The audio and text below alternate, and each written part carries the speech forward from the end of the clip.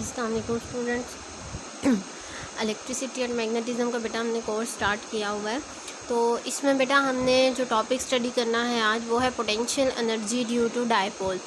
Dipole क्या होता है, टॉर्क क्या होता है, डायपोल की वजह से हम टॉर्क को किस तरीके से फाइंड आउट करते हैं, मैथमेटिकल एक्सप्रेशन उसके क्या होते हैं, ये सारी चीज़ें हमने देख ली थी।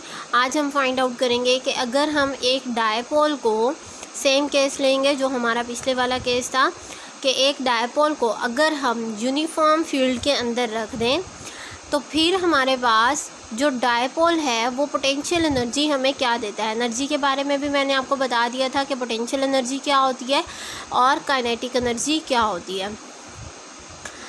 तो यहाँ पर सबसे पहले हम बनाएंगे डायग्राम। डायग्राम में मैंने जो हाफ डायग्राम है वो बनाई हुई है। यहाँ पर मैंने रखा है पॉजिटिव चार्ज और यहाँ पर रखा है नेगेटिव चार्ज। पॉजिटिव से नेगेटिव की तरफ हमारी फील्ड होती है, जैसा कि मैंने आपको इलेक्ट्रिक फील्ड में पढ़ाया था। अब यहाँ पर ये जो लाइंस हैं, पॉजिटिव टू नेगेटिव एरोस जो हैं, ये रिप्रेजेंट कर रहे हैं कि यहाँ पर कौन सी फील्ड है, यूनिफॉर्म फील्ड है। तो यहाँ पर आप सबसे पहले लिखेंगे कि ये जो फील्ड है ये है यूनिफॉर्म इलेक्ट्रिक फील्ड। अब जब हमारे पास यूनिफॉर्म इलेक्ट्रिक फील्ड आ गई, उसके बाद हमने ये बताना है कि कौन सा हमारा एक्स एक्सिस है और कौन सा हमारा वाई एक्सिस है। तो यहाँ पर मैंने ब्लू मार्कर से रिप्रेजेंट किया हुआ है कि ये हमारा एक्स एक्सिस है और ये हमारा वाई एक्सिस है। अब हमने क्या किया था कि एक डायपोल को सबसे पहले कहाँ रखा था, इस एंगल के ऊपर, 90 डिग्री के ऊपर। अब जब हमने 90 डिग्री के ऊपर रखा, यूनिफॉर्म फील्ड उसको प्रोवाइड की, तो फिर क्या हुआ था हमारे पास, जैसा कि यहाँ पर देखें, एक पॉजिटिव चार्ज था हमारे पास यहाँ पर और एक नेगेटिव चार्ज था। पहले हमने क्या रखा था, पहले हमने बिल्कुल स्ट्रेट रखा हुआ था इस तरीके से, this one is the positive charge and this one is the negative charge. और जब हमने यहाँ पर पॉजिटिव फील्ड रखी और यहाँ नेगेटिव फील्ड रखी, तो ये दोनों पॉजिटिव क्या हुए, रिपेल हुए। मींस इस पॉजिटिव ने इस पॉजिटिव के ऊपर क्या किया, फोर्स लगाई। क्यों? क्योंकि कूलम्स लॉ के according same charges repel each other. तो ये वाला जो चार्ज होगा जो कि पॉजिटिव चार्ज है, ये इस तरफ मूव करेगा, इसकी फोर्स इस तरफ एक्ट करेगी। और ये नेगेटिव सेम चार्जेस हैं, सेम चार्जेस इसको रिपेल करेंगे, ये इस तरफ मूव करेगा, इसके ऊपर एफ इस तरफ एक्ट करेगी। मींस दोनों फोर्सेस इक्वल हैं लेकिन ऑपोजिट हैं, जिसकी वजह से टर्निंग इफेक्ट जनरेट हो रहा था। ये हमने लास्ट केस में डिस्कस किया था। अब आज जो हमने केस डिस्कस करना है उसमें डायग्राम हमारी सेम है, वर्किंग हमारी सेम है, लेकिन हम टॉर्क की बजाय पोटेंशियल एनर्जी फाइंड आउट करेंगे, लेकिन उसमें हम यूज़ टॉर्क को ही करेंगे। तो टॉर्क हमारे पास लास्ट टाइम क्या आया था, टॉर्क की वैल्यू हमारे पास आई थी is equal to minus P E sine theta. P dipole moment था, ई इलेक्ट्रिक फील्ड थी, साइन थीटा एंगल को रिप्रेजेंट कर रहा था, या minus P cross E. Minus represent कर रहा था कि आपकी जो रोटेशन है वो एंटी क्लॉकवाइज है। अगर माइनस ना लगाएं, आप पॉजिटिव लगाएं, तो मैंने बताया था कि आपकी जो रोटेशन होगी वो क्लॉकवाइज शो होगी। इसकी रीज़न भी आपको बताई थी, क्लॉकवाइज क्यों पॉजिटिव लेते हैं, एंटी क्लॉकवाइज क्यों हम नेगेटिव लेते हैं। तो हम स्टार्ट करेंगे इस डायग्राम से, अपनी आज की डायग्राम से। ये मैंने थोड़ा सा लास्ट आपको रिवाइज करवा दिया। तो चले अब हम यहाँ पर क्या करते हैं, एक डायपोल बनाते हैं। लेट्स सपोज के पहले हमने 90 डिग्री पर डायपोल रखा हुआ है, लेकिन जब हमने यूनिफॉर्म फील्ड प्रोवाइड की तो ये डायपोल एंटी क्लॉकवाइज रोटेट किया। एंटी क्लॉकवाइज रोटेट करके जो डायपोल है वो इस तरफ आ चुका है। ठीक है, फील्ड के अंदर कोशिश कीजिएगा इसे बनाएं। ये हमारे पास पॉजिटिव चार्ज होगा, क्योंकि यहाँ पर नेगेटिव चार्ज है तो ये पॉजिटिव को अट्रैक्ट करेगा। यहाँ पर पॉजिटिव चार्ज है, इट्स मीन ये हमारे पास किसको अट्रैक्ट करेगा, नेगेटिव चार्ज को अट्रैक्ट करेगा। So this one is the negative charge. अब इसका मतलब क्या हुआ कि इस चार्ज के ऊपर फोर्स इस तरफ लगी है और इस चार्ज के ऊपर फोर्स इस तरफ लगी है। इसने 90 डिग्री से डिस्प्लेसमेंट कवर किया। कौन सा डिस्प्लेसमेंट कवर किया, लीनियर डिस्प्लेसमेंट भी कवर किया और एंगुलर डिस्प्लेसमेंट। देखिए एक्स एक्सिस के साथ इसने कोई ना कोई एंगल बनाया है थीटा। शुरू कहाँ से हुआ था, ये 90 डिग्री से शुरू हुआ था रोटेट होना, और ये किसी एंगल थीटा तक यहाँ तक आ चुका है, हमें ये एंगल नहीं मालूम। अब हम क्या करेंगे, लीनियर डिस्प्लेसमेंट और एंगुलर डिस्प्लेसमेंट के दरमियान में रिलेशन क्या होता है, ये आपने एफएससी में पढ़ा होगा, क्योंकि यहाँ पर दोनों डिस्प्लेसमेंट हो रहे हैं, लीनियर भी और एंगुलर भी। तो यहाँ पर हम लिखेंगे S = R theta. S represent कर रहा है बच्चों लीनियर डिस्प्लेसमेंट को, R रिप्रेजेंट कर रहा है यहाँ पर डिस्टेंस को, जो कि कांस्टेंट होगा, चेंज नहीं होगा, लीनियर डिस्प्लेसमेंट चेंज होगा, और ये थीटा रिप्रेजेंट कर रहा है एंगुलर डिस्प्लेसमेंट को। ये दो चीज़ें यहाँ पर चेंज होंगी। अब हमने क्या करना है, S = R थीटा जो है ये बेसिकली टोटल डिस्प्लेसमेंट को रिप्रेजेंट कर रहा है, मींस टोटल लीनियर डिस्प्लेसमेंट और एंगुलर डिस्प्लेसमेंट। बेसिकली ये इक्वेशन किस तरीके से होती है, ये इक्वेशन होती है S = directly proportional to theta, means linear displacement जितना ज़्यादा होगा उतना ही एंगुलर डिस्प्लेसमेंट ज़्यादा होगा। जब हम इस साइन को हटाते हैं तो हमारे पास आता है S = R theta. R distance है, यहाँ से सेंटर से आप पॉजिटिव चार्ज का डिस्टेंस ले लें और सेंटर से नेगेटिव चार्ज का डिस्टेंस ले लें। टोटल डिस्टेंस आपको R प्रोवाइड करेगा, हाफ हाफ करके लेंगे तो R/2 देगा, जो कि कांस्टेंट रहेगा। तो ये इक्वेशन हमारी यहाँ से आई है। अब इसके बाद हमने क्या करना है, हमने टोटल डिस्प्लेसमेंट नहीं देखा। देखिए 90 डिग्री पर मौजूद था, ये 90 डिग्री पर मौजूद था। उसके बाद ये चार्जेस इस तरफ मूव किए, डायपोल इस तरफ मूव किया, मतलब इसने थोड़ा सा डिस्प्लेसमेंट ही कवर किया है, पूरा डिस्प्लेसमेंट कवर नहीं किया, मींस पूरा रोटेट नहीं हुआ अभी।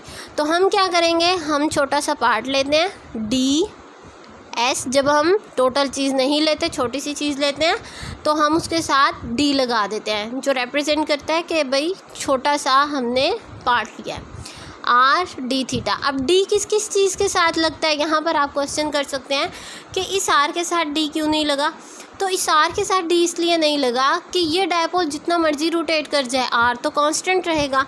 क्या क्या चीज़ें चेंज होंगी, एक लीनियर डिस्प्लेसमेंट चेंज होगा और एक एंगुलर डिस्प्लेसमेंट चेंज होगा। तो ये हमारी सेकेंड इक्वेशन आ गई। अब जब इन चार्जेस के ऊपर फोर्स लग रही है, डिस्प्लेसमेंट कवर हो रहा है, इट्स मीन यहाँ पर वर्क डन भी होगा। वर्क डन का जनरल फार्मूला हमारे पास होता है W = F.D। ठीक है, D रिप्रेजेंट करता है किसको, डिस्प्लेसमेंट को, F वेक्टर है, डिस्प्लेसमेंट भी वेक्टर है, वर्क डन स्केलर है। यहाँ पर मैं लिख देती हूँ, क्योंकि डिस्प्लेसमेंट को हम क्या ले रहे हैं, S ले रहे हैं।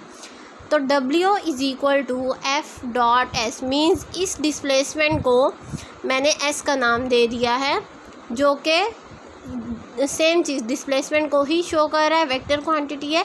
जस्ट क्योंकि मैंने यहाँ पर डिस्प्लेसमेंट को S का नाम दिया है, इसलिए मैंने यहाँ भी S का नाम दे दिया। तो अब अगर मुझे, ये आप रफ वर्क में करेंगे बेटा, अब अगर मुझे टोटल वर्क डन नहीं लेना, क्योंकि ये W टोटल वर्क डन को रिप्रेजेंट कर रहा है, मुझे लेना है स्मॉल वर्क डन, क्योंकि स्मॉल डिस्प्लेसमेंट है। तो यहाँ पर आ जाएगा हमारे पास dW = देखें फोर्स तो कांस्टेंट लग रही है, जितनी इस साइड पे लग रही है उतनी ही इस साइड पे लग रही है फोर्स। जस्ट क्या है, दोनों की डायरेक्शन उलट है हमारे पास। तो फोर्स हमारे पास एज इट इज़ रहेगी, S चेंज हुआ है, इसको हम लिखेंगे DS, स्मॉल के लिए ले रहे हैं। ये इक्वेशन 3 आ गई। अब यहाँ पर अगर आप चेक करें, ये है हमारी DS की वैल्यू और यहाँ पर भी हमारे पास DS है। तो अब हम क्या करेंगे, ये जो DS की वैल्यू है ये पुट कर देते हैं हम किसके अंदर, इसके अंदर। तो चलो DS की वैल्यू पुट करते हैं, ये आ जाएगा हमारे पास dW = F, DS की जगह उसकी वैल्यू पुट करते हैं, R D थीटा आ जाएगा। ये आ गई हमारी इक्वेशन नंबर 4। अब यहाँ पर हमारे पास अगर आप देखें इस फार्मूले में जो FR है ये आपको टॉर्क प्रोवाइड कर रहा है। अब ये आपको टॉर्क कैसे प्रोवाइड कर रहा है, इसको देखते हैं हम। टॉर्क का बच्चों मैंने आपको फॉर्मूला पढ़ाया था कि जो टॉर्क होता है हमारे पास वो होता है torque is equal to R cross F.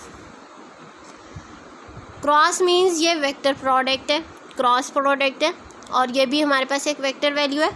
तो इसके साथ हमारे पास ट्रिग्नोमेट्रिक आइडेंटिटी के according R F cross product में आता है साइन थीटा।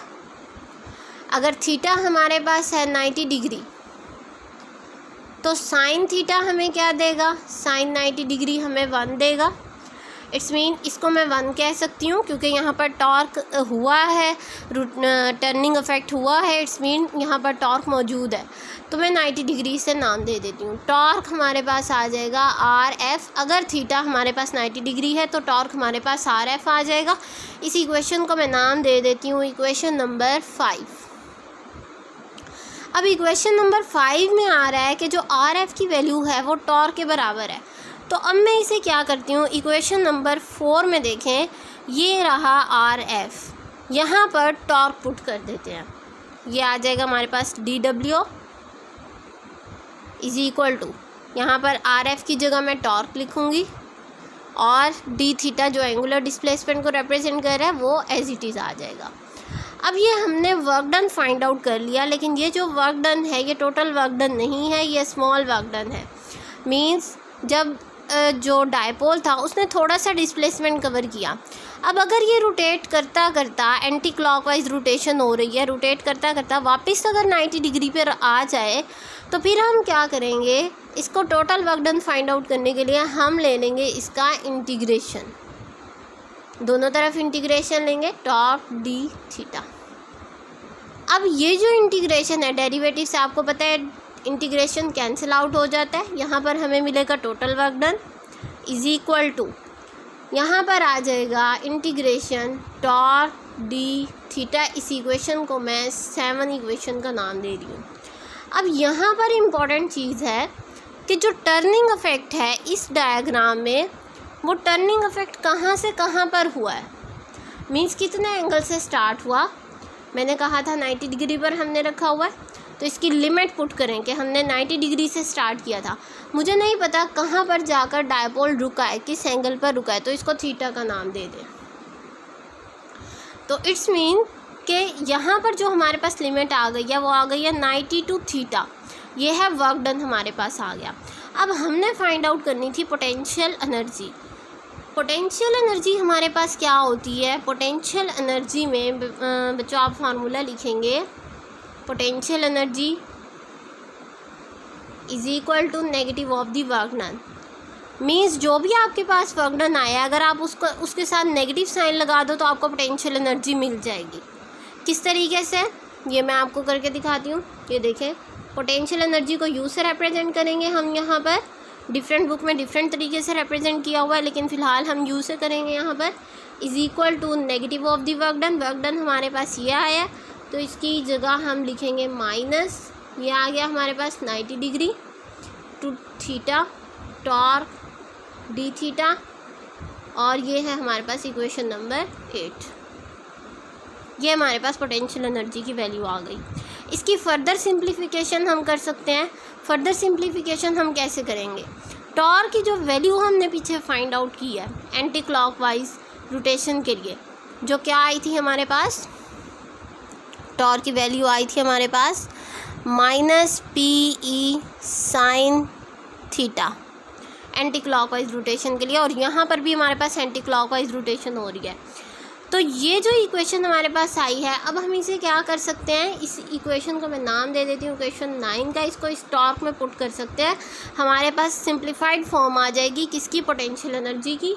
तो चलें पोटेंशियल एनर्जी की वैल्यू को हम पुट कर देते हैं इसके अंदर। टॉर्क की वैल्यू हमारे पास इक्वेशन 9 में दी हुई है, इक्वेशन 9 को पुट कर दें इक्वेशन 8 के अंदर, हमारे पास फाइनल रिज़ल्ट आ जाएगा। तो देखें पोटेंशियल एनर्जी की वैल्यू हमारे पास आ जाएगी नेगेटिव इंटीग्रेशन कहाँ से कहाँ तक, 90 से थीटा तक। टॉर्क की जगह मैं इसकी ये वैल्यू पुट करूँगी -PE sine theta, -PE sine theta, ये हमारे पास इक्वेशन नंबर 10 आ जाएगी। देखें यहाँ पर भी माइनस है, यहाँ पर भी माइनस है, दोनों एक दूसरे से कैंसिल आउट हो रहे हैं, मीन्स नेगेटिव नेगेटिव प्लस देता है आपको। तो ये साइन तो मैं यहाँ पर रेस कर देती हूँ, ये साइन प्लस में कन्वर्ट हो गया। अब आप प्लस लगाएं या ना लगाएं आपकी मर्ज़ी है। पी ई को हम बाहर ले लेते हैं क्योंकि जो इंटीग्रेशन है उसके ऊपर लिमिट थीटा की है, तो थीटा वेरी करेगा, इसके ऊपर लिमिट अप्लाई करेंगे हम। So u is equal to P E मैं बाहर ले रही हूँ, और साइन थीटा के ऊपर 90 से थीटा तक हम इंटीग्रेशन अप्लाई करेंगे। साइन थीटा का जो इंटीग्रेशन होता है वो होता है माइनस कॉस थीटा। तो हम इसकी जगह इसका इंटीग्रेशन पुट करते हैं, क्या आ जाएगा, ये आ जाएगा हमारे पास पी ई, और इसका इंटीग्रेशन आएगा माइनस कॉस थीटा, और उसके ऊपर लिमिट लगा दें, कहाँ से कहाँ तक, 90 से थीटा तक। अब यह हमारे पास जो वैल्यू है ये क्या बन गई, पी ई माइनस मैं बाहर ले लेती हूँ, यहाँ पर यह नेगेटिव साइन है, इसको हम बाहर ले लेते हैं। अंदर आ जाएगा हमारे पास कॉस, अपर लिमिट पुट करें theta, minus lower limit put करें कॉस 90 डिग्री। कॉस 90 हमें ज़ीरो वैल्यू देता है, इट्स मीन ये हमारे पास आ जाएगी वैल्यू, यहाँ पर मैं कर देती हूँ इस इक्वेशन को, लास्ट इक्वेशन है ये हमारी। तो लास्ट इक्वेशन जो हमारे पास बन जाएगी, potential energy is equal to minus P E cos 90, जो हमारे पास है ये ज़ीरो देगा, और ये हमारे पास आ जाएगा कॉस थीटा। अब मैंने आपको बताया था कि जहाँ पर हमारे पास साइन थीटा होता है वो रिप्रेजेंट करता है क्रॉस प्रोडक्ट को, और जो हमारे पास कॉस थीटा होता है वो डॉट प्रोडक्ट को रिप्रेजेंट करता है। u is equal to minus P dot E, इसे आप इस फॉर्म में भी लिख सकते हैं, दोनों वेक्टर है, और ये हमें स्केलर वैल्यू मिल रही है पोटेंशियल एनर्जी की। तो पोटेंशियल एनर्जी हमने फाइंड आउट करनी थी, तो पोटेंशियल एनर्जी हमारे पास आ चुकी है ये, जिसकी वैल्यू है माइनस पी डॉट ई, ये डॉट प्रोडक्ट को रिप्रेजेंट कर रहा है, लेकिन जो टॉर्क था वो हमारा क्रॉस प्रोडक्ट को रिप्रेजेंट कर रहा था। इसी डॉट प्रोडक्ट का दूसरा नाम होता है स्केलर प्रोडक्ट, क्योंकि ये हमें स्केलर वैल्यू देता है, और क्रॉस प्रोडक्ट का दूसरा नाम होता है वेक्टर प्रोडक्ट, क्योंकि वो हमें वेक्टर वैल्यू देता है।